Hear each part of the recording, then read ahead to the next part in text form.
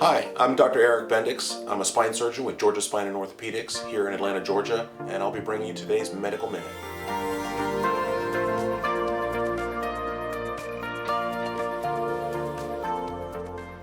Next question I was asked was, what type of surgery can you do for a herniated disc?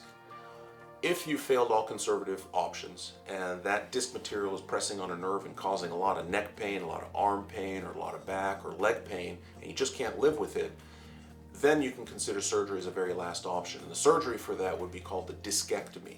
In a discectomy, what we do is we come in and we actually remove a little piece of the disc. Now, as I mentioned in one of my previous videos, if the disc material pops out the front and is pushing against the belly contents, it doesn't really do a whole lot, or out the sides, not really a whole lot of issues. But if it pushes out the back towards the yellow squishy stuff, the nerves, then you're going to have troubles. You're going to have back pain, leg pains, arm pain, or neck pain.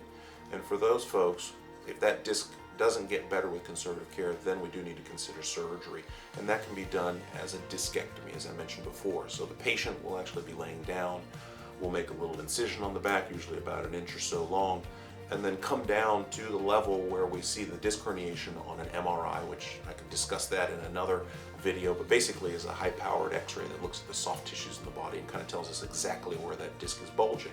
So once we see on the MRI where that disc is bulging, we'll come in, go ahead with small instruments and through a small incision, make a little opening down here, move the nerves out of the way, and that's where that little fragment, usually looks kind of like a little piece of popcorn or whatever is sitting, pull that little disc material out. Now we don't take all the disc out, we just take the little small fragment that's causing the troubles and leave all the rest behind, because you still want the rest of the disc to keep doing its job of allowing you to move and do the things that you normally do during your day.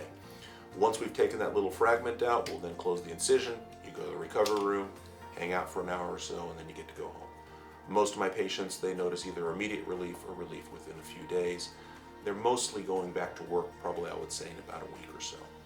For folks that have disc herniations in their neck, you can either consider doing the same type of procedure coming in from the back of the neck to fix that little problem, or you can come in through the front and consider fixing the disc that way as well. So there's lots of options both for the neck and for the back when you do have disc herniations. Hey, thanks for checking out our video today. If you have any questions that I didn't answer, post it in the comments section below, and please follow us on our various social media platforms. Thanks again.